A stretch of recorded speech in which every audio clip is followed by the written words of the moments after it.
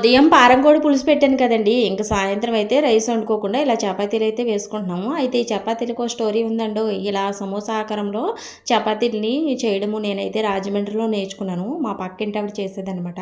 Uncle గారికి చాలా ఇష్టం ఇలా చేసి పెడతా అనేసి ఒకసారి చెప్పింది నాకైతే. అప్పటి వరకు చపాతీని ఈ విధంగా చేస్తారని నాకైతే తెలీదు. ఇంక నేర్చుకున్న కాడి నుంచి నాకైతే ఫేవరెట్ అయిపోయింది. ఎప్పుడు చేసుకున్నా ఇలా సమోసా ఆకారంలో చేసుకుంటాను. చాలా పల్పీగా వస్తది. దీని ముందు పరోటాలు కూడా పనిచేయవన్నమాట. ఈరోజు సండే కదా పారంకోడి పులుసులోకి ఈ పొరోటాల్లో వచ్చే సమోసా ఆకారంలో ఉన్న చపాతీలు ఎదిరిపోతాయి అనేసి ఈ విధంగా చేశాను. ఇలా డార్క్గా కాల్చుకుంటాను నేనైతే. పైన క్రిస్పీగా లోపల సాఫ్ట్గా చాలా టేస్ట్గా ఉంటుందన్నమాట. కొత్తగా ఏదైనా నేర్చుకుంటే అది మనకు నచ్చితే అది మన ఫేవరెట్ అయిపోద్ది. లైఫ్ లాంగ్ ఉంటుంది మనతోటే. ఇంకా ఆ గుర్తులు కూడా ఉంటాయి కదా మనం ఎక్కడ నేర్చుకున్నాం అనేసి.